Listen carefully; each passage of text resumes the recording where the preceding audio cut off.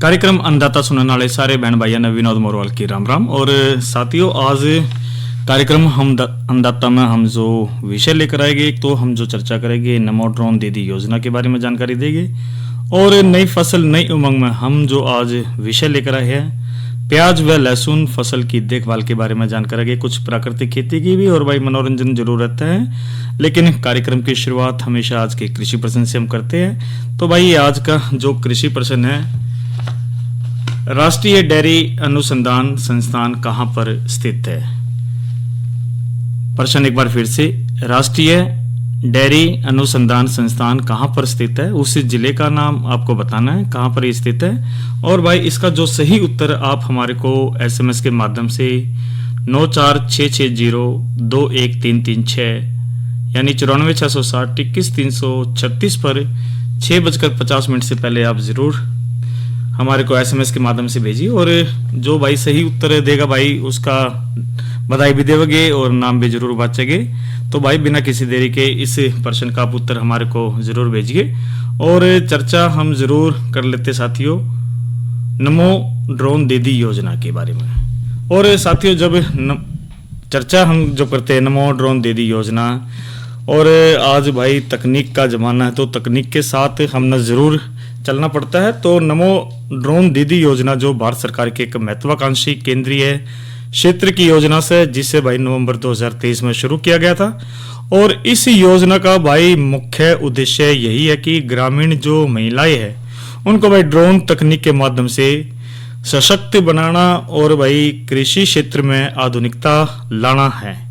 और जब इसकी बात करें तो ड्रोन दीदी योजना की भाई योजना का जो विवरण और प्रमुख बिंदु की बात करें तो भाई देखो 2024 से 26 तक का जो लक्ष्य भाई इसमें रखा गया था, इसमें भाई 15,000 महिलाओं स्वयं सहायता समूह को ड्रोन उपलब्ध कराना। और बजट की जब बात करें तो भाई इसमें 1261 करोड़ का जो बजट आवंटित किया गया। और मुख्य उद्देश्य यही कि भाई महिलाएं हैं जो भाई उनको मजबूत बनाना है, क्योंकि आत्मनिर्भर जब भारत है तो भाई उसमें महिलाओं का महत्वपूर्ण योगदान होता है। और सशक्त बनाकर उन्हें आत्मनिर्भर बनाना और कृषि में ड्रोन का जो आधारित सेवाएं है जिसमें भाई तरल उर्वरक है, कीटनाशकों का छिड़काव है, उसको भाई किराए पर देकर आय बढ़ाना है।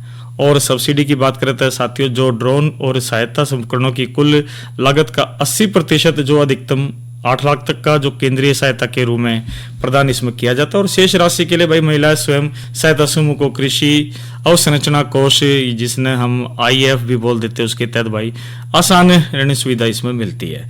और भाई देखो योजना की जब बात करें तो विशेषताओं की बात करें, एक तो इसमें आय में वृद्धि बढ़िया तरीके तो होती है। इस पहल से भाई प्रत्येक जो स्वयं सहायता समूह एसएचजी को प्रति वर्ष कम से कम 1 लाख रुपए के अतिरिक्त आय प्राप्त होने की उम्मीद रहती है। और प्रशिक्षण की बात करें तो भाई महिला स्वयं सहायता समूह के सदस्यों को भाई इसमें 15 दिन का जो प्रशिक्षण दिया जाता है, जिस तरह ड्रोन उड़ाने यानी ड्रोन पायलट प्रमाण पत्र भी उनको दिया जाता है। और कृषि में उपयोग की जो ट्रेनिंग शामिल है। और आधुनिक कृषि की जब हम बात करें तो भाई ड्रोन के उपयोग से कीटनाशकों और उर्वरकों का जो छिड़काव हो वो कम टाइम में और कम लागत में अधिक सटीकता से इसमें हम करते हैं। और लखपति दीदी योजना की जब हम बात करते हैं भाई, जो ये योजना से लखपति दीदी पहल के अंतर्गत इसमें आती है। और भाई देखिए केंद्र सरकार की महत्वपूर्ण ये योजना है, माननीय प्रधानमंत्री नरेंद्र मोदी जी के जो नेतृत्व की सरकार है उसके माध्यम से भाई लखपति दीदी वास्तव में लखपति जरूर बनाती है बहनों को। और इसकी जब पात्रता की जब हम बात करते हैं तो भाई जो आवेदक महिला है उसको दीनदयाल अंत्योदय योजना, जिस राष्ट्रीय ग्रामीण आजीवन मिशन और के तहत पंजीकृत और स्वयं सहायता समूह की जो सदस्यता जरूर होनी चाहिए भाई। और समूह की कम से कम एक महिला सदस्य को ड्रोन पायलट प्रशिक्षण के लिए योग्य इसमें होना चाहिए यानी। और इसमें भाई देखो 10वीं तक तो भाई पास जरूर होनी चाहिए, क्योंकि न्यूनतम 10वीं कक्षा उत्तीर्ण जरूर हो। और सदस्य मानसिक और शारीरिक रूप से स्वस्थ भी होना चाहिए। और आवेदक की जब हम बात करें तो भाई देखो, आवेदनतः योग्य महिला और स्वयं सहायता समूह अपने जो स्थानीय ग्रामीण विकास विभाग है, कृषि विज्ञान केंद्र है या फिर लीड फर्टिलाइजर कंपनी है, उनके कार्यालयों के माध्यम से भाई इस योजना का लाभ उठा सकते हैं।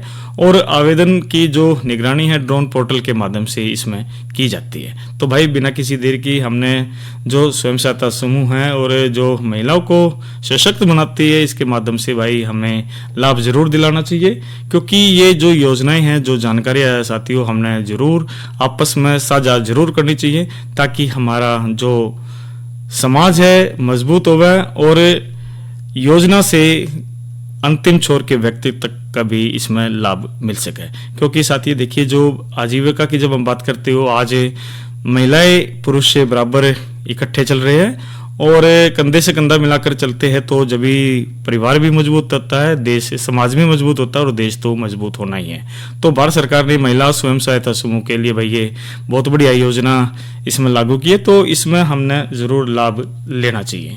और इब बात हम जरूर कर लेते हैं साथियों कि जो कार्यक्रम हम जो आयोजित करते हैं साथियों, कोशिश हमारी रहती है कोई भी कार्यक्रम हो उसकी महत्वपूर्ण जानकारियां हम आपस में जरूर बांटें, क्योंकि जानकारियों के माध्यम से ही हमारा समाज मजबूत होता है। और जब इसकी बात हम करते हैं तो साथियों ये महत्वपूर्ण है। और ऐसी ही जानकारी हम आपको एक जरूर दे रहे, राष्ट्रीय डेयरी मेला एवं एग्रो एक्सपो 2026। और भाई ये जो है 6 से 8 मार्च तक ये राष्ट्रीय डेयरी अनुसंधान संस्थान करनाल में आयोजित किया जा रहा है। और भाई देखो, इसमें पशुओं को ले जाइए जरूर और लाभ भी जरूर मिला गए और प्रतियोगिताएं भी है। और भाई जो मेले की बात करें तो भाई देखो, इसमें तो पहले दिन की जब 6 मार्च की बात करें तो भाई देखो, एक तो किसान वैज्ञानिक संवाद भी होगा, प्रतियोगिताओं को के लिए पशुओं का पंजीकरण भी जरूर होगा। और दूसरे दिन भाई पशु प्रतियोगिताएं जरूर इसमें आयोजित होगी, ग्रामीण महिलाओं की प्रतियोगिताएं भी इसमें आयोजित की जा रही है। किसान वैज्ञानिक संवाद है, निजी कंपनियों द्वारा प्रश्न उत्तर सत्र भी इसमें जरूर किया जाएगा।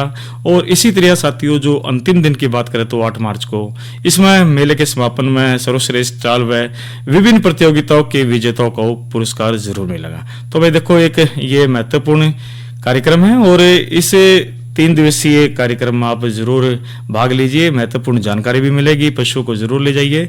और जो प्रदर्शनी मैदान है वहाँ पर करनाल में जो राष्ट्रीय डेयरी अनुसंधान संस्थान है करनाल में आयोजित ये किया जाएगा।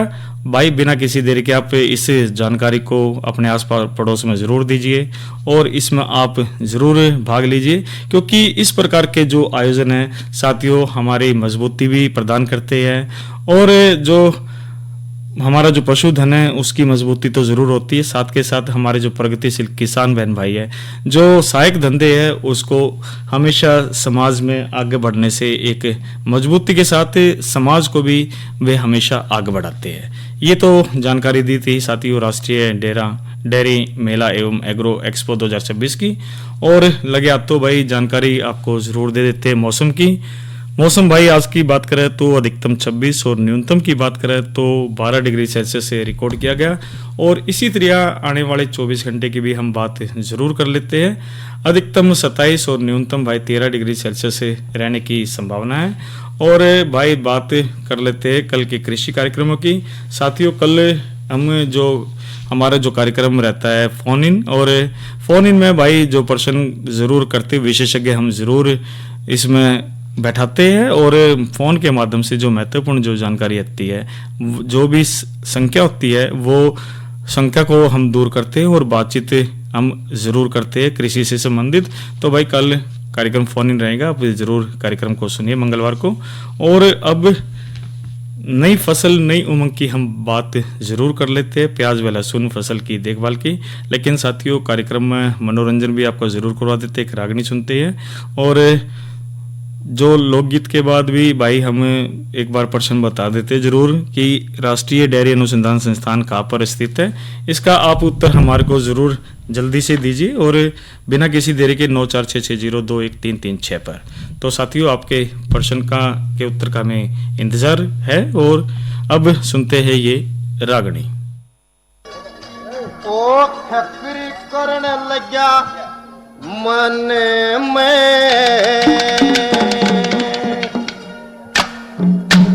ये बांध बिस्तरा चाल पड़ा के बाकी रहेगी तन में छुट्टी के दिन पूरे हो गए चक्कर कर लगा मन में बांध बिस्तरा चाल पड़ा के बाकी रहेगी तन में छुट्टी के दिन पूरे हो गए चक्कर कर लगा मन में बांध बिस्तरा चाल पड़ा के बाकी रहेगी तन में।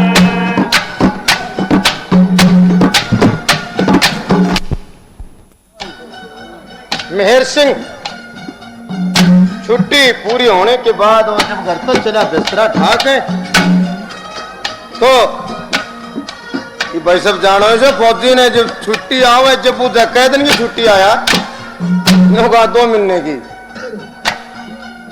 और जब को 5-4 एक दिन रह ले जब ने पूछा भाई छुट्टी कितने दिन की आया अब परसों क्या हुआ परिवार में तो क्या हुआ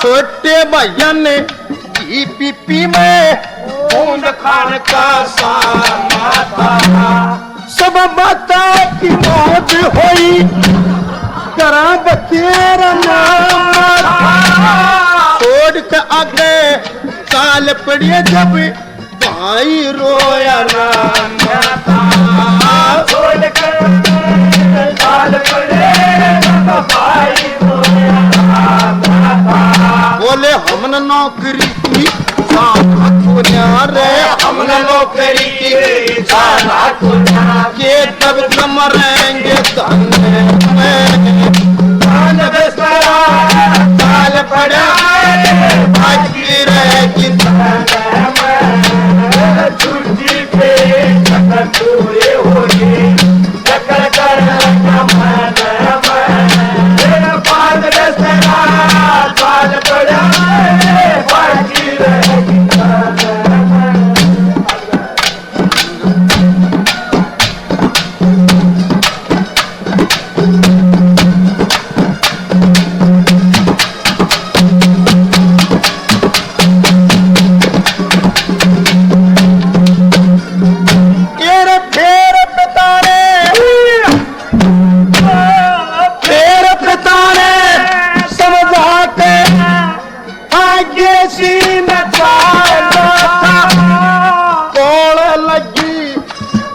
खड़ी जिन्हें सांस सबर का गाल्या था अच्छा के मनीर देखते मेरा कर्जा हाल्या न बोली तने मेरे नाम का किस्त दिया हवाला था न बोली मेरे नाम का किस्त दिया हवाला था चक्कर खा के बड़ी खाते रे चक्कर खा के बड़ी खाते बेहोश होई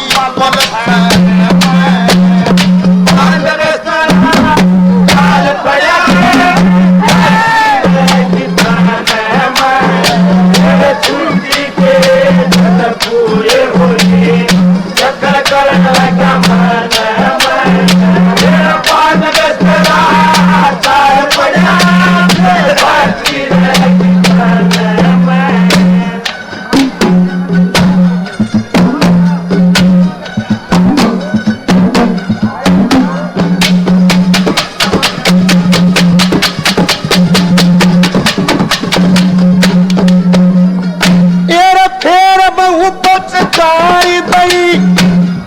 कुछ न चला जोर मेरा 6 महीने में आ लूंगा जो नहीं आया तो तेरा रस्ते में ससुराल पड़ेगी उड़े लगे दौर मेरा चिज्जा आजा सारा करे सो मेरा चिज्जा आजा सारा करे सो मेरा सांस मेरी ने शरपत कारा सांस मेरी ने शरपत कारा मेरे सिर कोई बदन में बांध बिस्तरा चाल पड़ा बाकी रह के मेरा छुट्टी के दल पूरे होगी चक्कर कर लगा माता मेरा बांध बिस्तरा चाल पड़ा बाकी रह के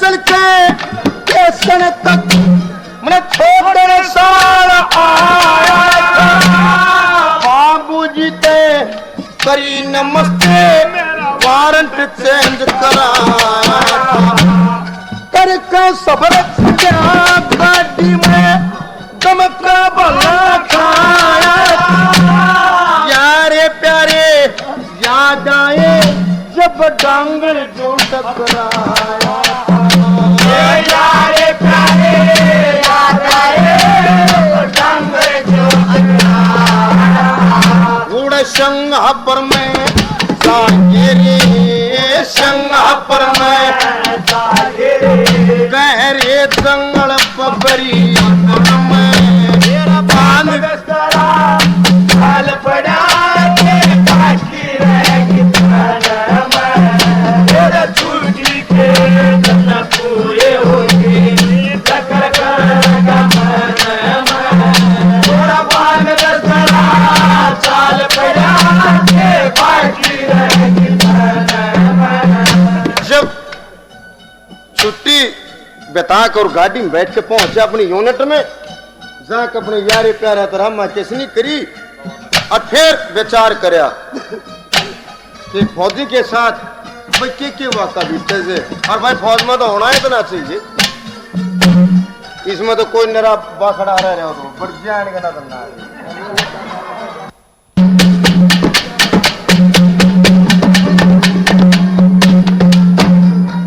मन यूनिट में जा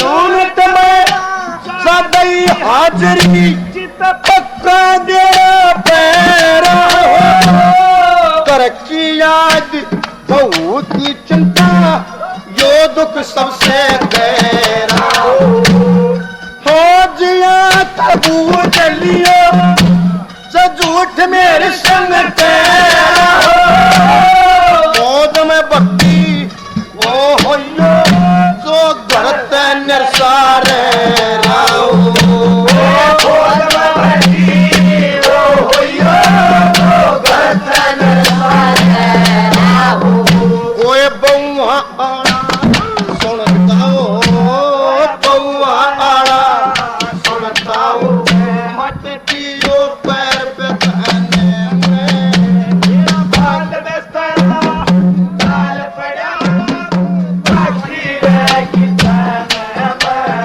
मेरा छुट्टी के दल पूरे होगी चक्कर करेगा मेरा बांध बिस्तरा चाल पड़ा बाकी रहेगी।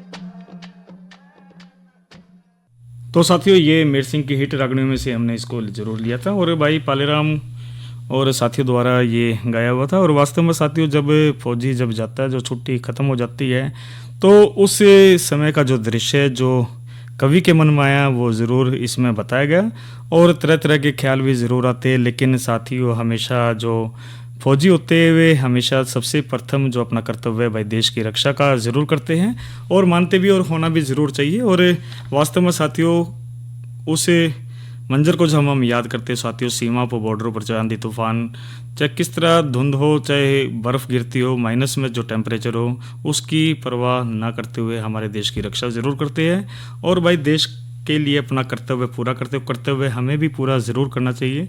अगर जो हम देश के अंदर कोई कार्य भी कर रहे हैं तो साथियों उसके अंदर भी हमारी देश सेवा ज़रूर हो सकती है। हमें बेहतर शालीनता से जीना चाहिए और देश के प्रति ईमानदारी से हमें अपना भाई कर्तव्य पूरा ज़रूर करना चाहिए। हमारी जो ड्यूटी है उसको ईमानदारी से ज़रूर करना चाहिए। और यदि छात्र भी है तो छात्रों को भी ईमानदारी से पढ़ना चाहिए ताकि देश की मजबूती हमेशा रहे और विश्व में नंबर 1 पर हमेशा आगे रहे। तो साथियों बात करी थी ये रागनी की, मेरी छुट्टी के दिन, और पालेराम साथियों और मेहर सिंह के रागणों में से हमने इसको ज़रूर लिया था। और बात ज़रूर कर लेते नई फसल नई उमंग की। और आज हम इस नई फसल नई उमंग में हम बात करेंगे प्याज व लहसुन फसल की देखभाल। भाई जिन प्रगतिशील किसान बहन भाइयों ने प्याज और लहसुन की जो फसल उगा रखी है तो भाई उसके लिए महत्वपूर्ण जानकारी ज़रूर है। प्याज और लहसुन उष्णकटिबंधीय और उष्णकटिबंधीय पौधों की महत्वपूर्ण बल्ब फसल है और संतुलित उर्वरक और जैविक खादों के उपयोग के बिना भाई नाइट्रोजन के अत्यधिक उपयोग से भारतीय मिट्टी में फास्फोरस, पोटाश और सूक्ष्म पोषक तत्व जिसमें भाई लोहा और जस्ता होता है उसकी कमी हो रही है। तो पौधों को विकसित करने के लिए भाई 16 तत्वों की आवश्यकता ज़रूर इसमें होती है। और ये जो 16 तत्व होते हैं भाई मिट्टी में, इसमें साथियों carbon, hydrogen, oxygen, nitrogen, phosphorus, potassium, calcium और मैग्नीशियम, सल्फर, जस्ता, लोहा, मैग्नीज, तांबा, मोलिब्डेनम, बोरोन और क्लोरीन है। और कार्बन की जो आपूर्ति वायुमंडल से की जाती है और पानी, हाइड्रोजन और ऑक्सीजन की जो आपूर्ति वो करता है। बाकी तत्व भाई मिट्टी या उर्वरक से ज़रूर मिलते हैं। और मृदा तत्व फास्फोरस, पोटेशियम, कैल्शियम और मैग्नीशियम, सल्फर मिट्टी की उर्वरकों के माध्यम से या कार्बन पदार्थों के टूटने से प्राप्त होते हैं। तो सूक्ष्म तत्व यानी जस्ता, लोहा, मैग्नीज, तांबे, मोलिब्डेनम और बोरोन और क्लोरीन मिट्टी के और उर्वरकों के जो माध्यम से प्राप्त होते हैं। उर्वरकों का कार्यक्रम में भाई आवश्यक पोषक तत्वों की कमी के कारण प्याज और जो लहसुन की उत्पादकता में भाई इसमें कमी आ सकती है। तो भाई भारत में प्याज और लहसुन का उत्पादन और गुणवत्ता को संतुलित पोषक और जैविक उर्वरकों दोनों को एकीकृत उपयोग से इसमें हम बढ़ा सकते हैं। तो विभिन्न फसलों में उर्वरकों सिफारिश मिट्टी परीक्षण रिपोर्ट या समग्र सिफारिश के आधार पर इसमें की जाती है। और मिट्टी परीक्षण के आधार पर किए गए उर्वरकों सिफारिश हमेशा बेहतर और लाभदायक इसमें रहता है, क्योंकि इसमें जो हमने कौन सा खाद कितनी मात्रा में और भाई कब इसमें हमने डालना चाहिए इसकी जो पूर्ण जानकारी इसमें हमने मिलते। तो इसलिए जड़ तक संभव हो खाद को भाई मिट्टी परीक्षण के आधार पर डालें। इसके अलावा विभिन्न संगठनों द्वारा देश के जो विभिन्न क्षेत्रों में प्याज और जो लहसुन के लिए उर्वरक सिफारिशों इसमें की जाती है। और साथियों देखिए जो हम हर बार कहते हैं कि भाई मिट्टी और पानी की जांच हमने ज़रूर करानी चाहिए ताकि हम एक सही उत्पादन ले सकें और जो विटामिन, कैल्शियम जो हमने ज़रूर चाहिए वो सारे के सारे तत्व अगर जो मिट्टी के अंदर हो गए तो भाई जब भी हमने फसल मजबूती तय बढ़िया मिलेगी। और भाई जो उर्वरक की सिफारिश की बात करते हैं, एक तो लहसुन की जब हम बात ज़रूर कर लेते हैं, क्योंकि अच्छी तरह से जो सड़ी हुई गोबर की खाद या कंपोस्ट को 25 से 30 गाड़ी का जो लोड प्रति हेक्टेयर मट्टी में तैयार के टाइम में डालना चाहिए। और लहसुन में भाई 20 किलोग्राम नाइट्रोजन, 20 किलोग्राम फास्फोरस और 20 किलोग्राम पोटाश प्रति हेक्टेयर डालना चाहिए। और इसके बाद भाई हमने 50 किलोग्राम जो नाइट्रोजन को बुआई के टाइम के 1 महीने के बाद हमने इसमें दिया जाता है। और NHRDF की बात करें तो लहसुन में जो कार्बनिक खाद डालने के से बहुत अच्छी फसल इसमें हमने मिलने से। और एक सामान्य मिट्टी के लिए भाई 50 टन गोबर की खाद तथा 100 किलो नाइट्रोजन, 50 किलो फास्फोरस और 50 किलो पोटाश प्रति हेक्टेयर इसमें रासायनिक उर्वरकों की सिफारिश इसमें करते हैं। और TNAU की बात करें तो प्याज नाइट्रोजन और पोटाश का एक भारी फीडर है। और अच्छी फसल के लिए भाई 35 टन प्रति हेक्टेयर पैदावार के लिए 120 किलो नाइट्रोजन और 50 किलो फास्फोरस और 160 किलो पोटाश, 50 किलो मैग्नीशियम और 100 और इसमें मैग्नीशियम हो गया और 20 किलो सल्फर की जरूरत होती है। पहली बार खेत की जुताई के टाइम में भाई 20 से 25 टन गोबर की खाद डालें, ताकि जो पोषक तत्व बाद में फसल बढ़ने के दौरान अच्छी तरह मिल सके और फास्फोरस और पोटाश की जो पूरी मात्रा अंतिम जमीन की जो तैयारी के टाइम में डाली जानी चाहिए। नाइट्रोजन को 2 बराबर भागों में डालना चाहिए। पहले तो भाई इसमें ट्रांसप्लांटिंग के 3 से 4 हफ्ते बाद और दूसरा ट्रांसप्लांटिंग के 2 महीने बाद इसका हमने ज़रूर ध्यान रखना चाहिए। और साथियों फसल हम बेहतर जब भी ले सकते हैं जब इन बातों का हम ध्यान रखें। और साथियों हम इसी तरह बात ज़रूर कर लेते हैं साथियों, हम प्राकृतिक खेती की भी, क्योंकि प्राकृतिक खेती में आज हम बात करें अग्नि अस्त्र दवा का उपयोग बनाने की विधि की, तो भाई यह जो दवा की प्रयोग कीट जैसे लामी, थ्रिम्स, लीफ रोलर और फल और तना छेदक के नियंत्रण इसमें रहती है महत्वपूर्ण। और 3 महीने तक स्टोर हम इसमें कर सकते हैं। एक बर्तन लेना चाहिए, विधि बता देते हैं आपको। इसमें 5 लीटर देसी गाय का मूत्र लेना चाहिए। इसमें 500 ग्राम तंबाकू पत्ता, 250 ग्राम हरी मिर्च, 250 ग्राम लहसुन और 2.5 किलो नीम की पत्तियां अच्छे से कूट कर मिलाना चाहिए। इस घोल का जो 5वां भाग रहने पर उबाल लेना चाहिए। फिर इस घोल को 24 घंटे के लिए कीवण हेतु रख देना चाहिए और इस घोल को सूती कपड़े से छान लेना चाहिए। और मात्रा की बात करें तो भाई 100 मिलीलीटर दवाई को 5 लीटर पानी में मिलाकर शाम के टाइम में स्प्रे हमने ज़रूर इसमें करना चाहिए, तो लाभ ज़रूर मिलेगा। और भाई आज का जो कृषि प्रश्न जो हमने शुरुआत में करा था कि भाई राष्ट्रीय डेयरी अनुसंधान संस्थान कहाँ पर स्थित है, भाई इसका जो सही उत्तर है करनाल। और इसका जो हमारे पास आज 2 सही जवाब आए, एक तो रोहतक से प्रोफेसर जयसिंह कनगवाल जो ये बाबा मस्तनाथ नगर से रोहतक से आया, और दूसरा भाई आशीष अटकान ये डानीपाल हासी से हमारे पास सही जवाब आया। आपको बहुत बहुत बधाई। और एक उम्मीद करते साथियों आप हमेशा इसमें भाग लेते रहे। और इसी तरह भाई जानकारी एक और ज़रूर देते थे भाई, किसान कॉल सेंटर है 1551 है और घर बैठे आप सारी जानकारियाँ ज़रूर इसमें ले सकते हैं। इसी तरह साथियों PIB ऐप के माध्यम से भी आप सारी महत्वपूर्ण जानकारियाँ अपने जो केंद्र सरकार की है महत्वपूर्ण योजनाएं हैं हम सभी के लिए, उससे आप लाभ ज़रूर उठा सकते हैं। और हमारे जो कार्यक्रम है आकाशवाणी कुरुक्षेत्र का साथियों यूट्यूब चैनल भी है। आप कोई भी कार्यक्रम कभी मिस होता है तो आप उसको बार बार सुन सकते हैं और इसको हम अपलोड करते हैं। और इसी तरह साथियों प्ले स्टोर से आप न्यूज़ ऑन AIR डाउनलोड कीजिए। मोबाइल पर भी आप हमारे रेडियो से जितने भी कार्यक्रम हैं वे सभी का लुत्फ़ उठा सकते हैं। जैसे कुरुक्षेत्र को टच करते हैं, लिखते हैं तो साथियों जो लाइव कार्यक्रम हैं वे आपके समक्ष आ जाते हैं। तो महत्वपूर्ण बात यही है कि साथियों की रेडियो के माध्यम से आप समाज के अंदर जितनी भी हम बातचीत करते हैं जन जन तक पहुंचाकर साझा कर कर समाज को मजबूती प्रदान कर सकते हैं। और इसी तरह खेती को साथियों एक दूसरे को जो महत्वपूर्ण जानकारियाँ बताकर मजबूती प्रदान इसमें कर सकते हैं। तो साथियों आज कार्यक्रम अन्नदाता में इतना ही, और एक उम्मीद करते हैं कि आने वाले समय में भी आप कृषि को मजबूती के साथ आगे ज़रूर बढ़ाएंगे। और अपने साथी विनोद मोरवाल को दीजिए इजाज़त। आज के कार्यक्रम के इस अंक में इतना ही। अच्छा बहनों और भाइयों, राम राम।